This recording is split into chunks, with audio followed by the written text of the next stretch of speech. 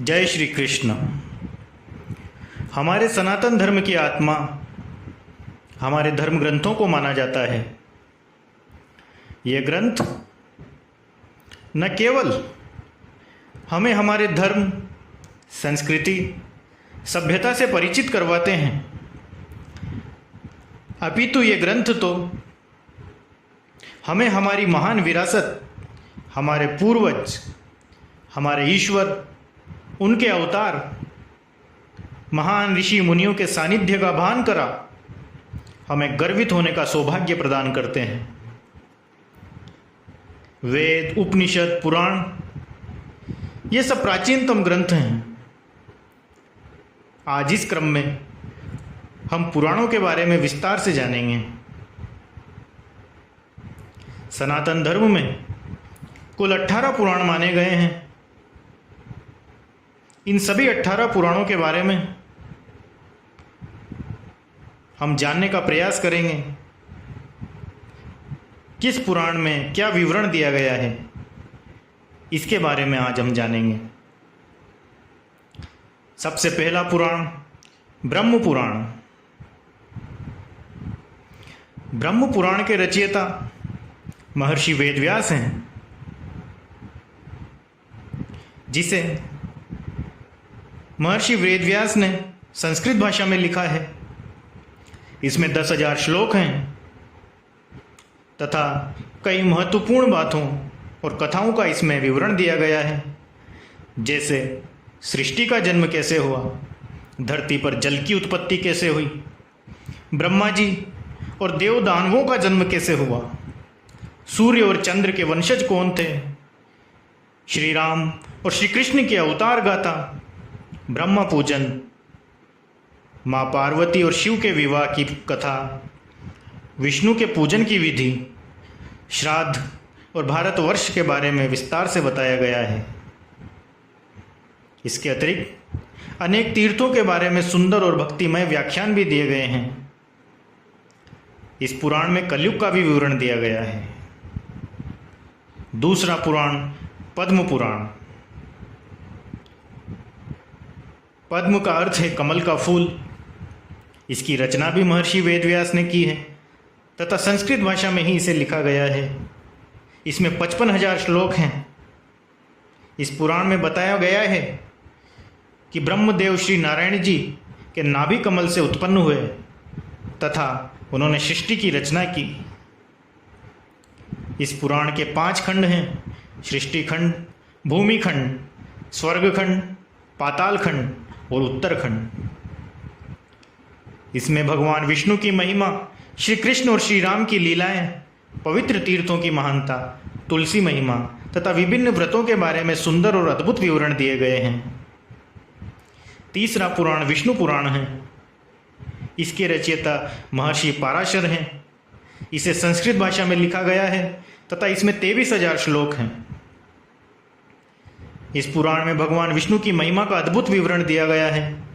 भक्त प्रहलाद, समुद्र मंथन, राज ऋषियों और देव ऋषियों के चरित्र के बारे में तार्किक ढंग से बताया गया है।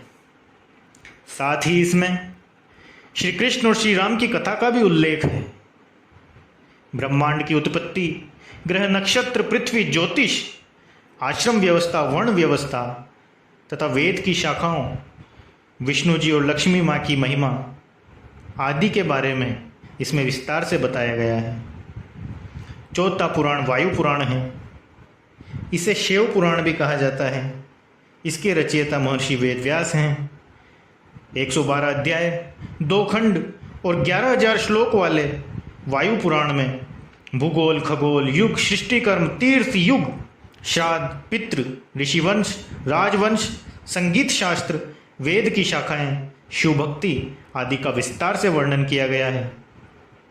इसमें शिव जी की पूजन विधि और उनकी महिमा का विस्तृत वर्णन होने के कारण इसे शिव पुराण भी कहते हैं।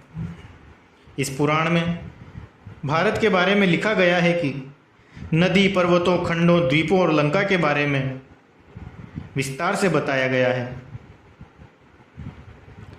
पांचवा पुराण श्रीमद् भागवत महापुराण। भागवत पुराण को महापुराण की संज्ञा दी गई है। इसे श्रीमद् भागवतम के नाम से भी जाना जाता है। इसके रचयिता महर्षि वेदव्यास हैं। इसमें 12 स्कंद और 18,000 श्लोक हैं। इस पुराण का मुख्य बिंदु और भाव प्रेम है। भगवान श्री कृष्ण की बाल लीलाओं का सुंदर वर्णन इसमें किया गया है। पांडवों और कौरवों के बीच हो रहे महाभारत युद्ध और उसमें भगवान कृष्ण की भूमिका के बारे में बताया गया है। श्री कृष्ण ने कैसे देह को त्यागा, द्वारिका नगरी कैसे जलमग्न हो गई, समस्त यदुवंशियों का नाश कैसे हो गया, इसके बारे में श्रीमद् भागवत में विस्तार से बताया गया है। छठा पुराण नारद पुराण। इस पुराण को नारदीय पुराण भी कहते हैं। ये वैष्णव पुराण स्वयं नारद मुनि ने कहा है, जिसे महर्षि वेदव्यास ने संस्कृत भाषा में लिखा। इसमें 25,000 श्लोक हैं। ब्रह्मांड की उत्पत्ति और विनाश, मंत्रोच्चार, गणेश पूजा तथा अन्य पूजन विधियां जैसे कई महत्वपूर्ण विषय इस पुराण में लिखे गए हैं। सातवां पुराण मार्कंडेय पुराण। इसमें 137 अध्याय हैं और 9,000 श्लोक हैं। ये पुराण सभी पुराणों में सबसे छोटा है। महर्षि मार्कंडेय के द्वारा कहे जाने के कारण इसे मार्कंडेय पुराण कहा जाता है। माँ दुर्गा के चरित्र के विशेष विवरण के कारण इसे शक्ति और शाक्त समुदाय के लिए विशेष ग्रंथ माना जाता है। आठवां पुराण अग्नि पुराण। इसके रचयिता भी महर्षि वेदव्यास हैं और उन्होंने इसे संस्कृत भाषा में ही लिखा है। अग्नि पुराण का नाम अग्नि पुराण इसलिए पड़ा क्योंकि इसे स्वयं अग्निदेव ने गुरु वशिष्ठ को सुनाया था। इसमें 383 अध्याय और 12,000 श्लोक हैं। इस पुराण को विष्णु भगवान का बायां चरण भी कहा जाता है। ये भी आकार में सबसे छोटा पुराण माना गया है। इसमें कूर्म और मत्स्य अवतार, दीक्षा विधि, सृष्टि का सृजन, वास्तुशास्त्र, पूजा और मंत्रों आदि का सुंदर प्रतिपादन है। इसके अतिरिक्त त्रिदेवों की कथाओं का भी इसमें विस्तृत वर्णन है। नववां पुराण भविष्य पुराण। भविष्य पुराण के रचयिता महर्षि वेदव्यास हैं।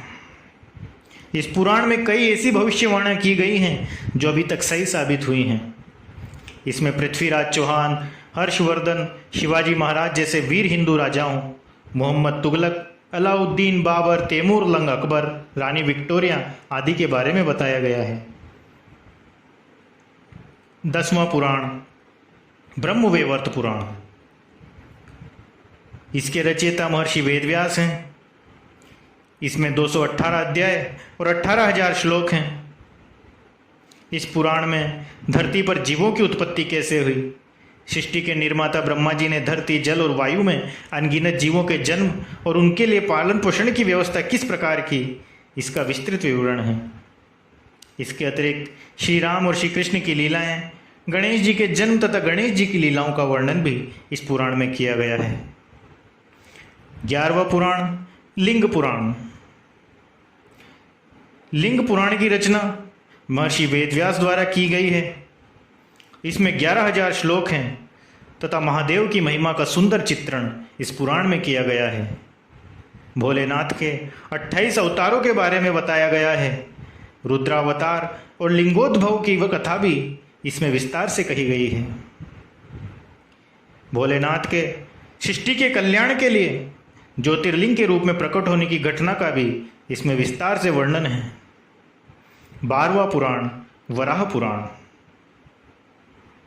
वराह पुराण में 270 अध्याय और 10,000 श्लोक हैं। इसमें विष्णु जी के वराह अवतार का उल्लेख है। इसमें वराह कथा, व्रत, तीर्थ, दान और यज्ञ आदि का वर्णन है। गणपति चरित्र, शक्ति महिमा, कार्तिकेय चरित्र, त्रिशक्ति महात्म्य आदि का भी इसमें विस्तृत वर्णन है। स्कंद पुराण 13वां पुराण माना गया है। इसकी रचना भी महर्षि वेदव्यास द्वारा की गई है। इसमें शिवपुत्र कार्तिकेय के बारे में बताया गया है। 81,100 श्लोकों में अयोध्या, यमुना, बद्रिकाश्रम, द्वारका, जगन्नाथपुरी, कांची, कन्याकुमारी, काशी और रामेश्वर आदि तीर्थों की महिमा का इसमें सुंदर चित्रण है। 14वां पुराण वामन पुराण माना जाता है। इसमें भगवान वामन, जो भगवान विष्णु के अवतार हैं, उनकी कथा लिखी गई है। इसमें 10,000 श्लोक हैं। शिवलिंग की पूजा विधि, शिव पार्वती विवाह, गणेश पूजन आदि के विषय में भी इस पुराण में बताया गया है। इसके अतिरिक्त भगवती दुर्गा और नरनारायण देव के बारे में और भक्त प्रहलाद और श्रीदामा के बारे में सुंदर सुंदर व्याख्यान हैं। कूर्म पुराण 15वां पुराण माना जाता है। इसके रचयिता श्री वेदव्यास हैं। ये पुराण भगवान विष्णु द्वारा कथित है तथा इसमें पाप का नाशक व्रतों का उल्लेख है। इसमें 18,000 श्लोक और 4 संहिताएं ब्राह्मी, भागवती, सौरी और वैष्णवी हैं। इसमें भगवान विष्णु की दिव्य लीलाओं का सुंदर विवरण है। मत्स्य पुराण 16वां पुराण माना जाता है। इसके रचयिता भी महर्षि वेदव्यास हैं। इसमें 14,000 श्लोक हैं और भगवान विष्णु के मत्स्य अवतार का विवरण दिया गया है। भगवान विष्णु ने अपने मत्स्य अवतार में सप्त ऋषियों और राजा मनु को जो उपदेश दिए, उसी पर यह पुराण आधारित है। 17वां पुराण गरुड़ पुराण। सनातन धर्म में व्यक्ति की मृत्यु के बाद इस पुराण के पाठ के पढ़ने की प्रथा प्रचलित है। ऐसा करने से आत्मा को मुक्ति मिलती है।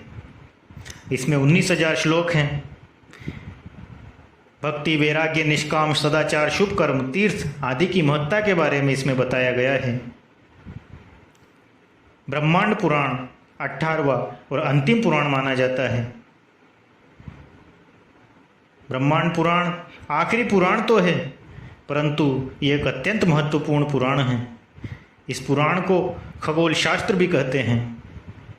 इसके 3 भाग हैं, पूर्व, मध्य और उत्तर, तथा इसमें 12,000 श्लोक हैं। जब से सृष्टि का जन्म हुआ तब से लेकर अब तक 7 काल बीत चुके हैं। इन सभी 7 कालों के बारे में ब्रह्मांड पुराण में विस्तार से वर्णन किया गया है। इसके अतिरिक्त इसमें भगवान परशुराम की कथा का भी उल्लेख है। इस प्रकार आज हमने 18 पुराणों के बारे में एक संक्षिप्त जानकारी प्राप्त की। इस प्रकार के और भी हमारे धर्म ग्रंथों के बारे में जानकारी आपको अगले वीडियो में मेरे द्वारा दी जाएगी। जय श्री कृष्ण।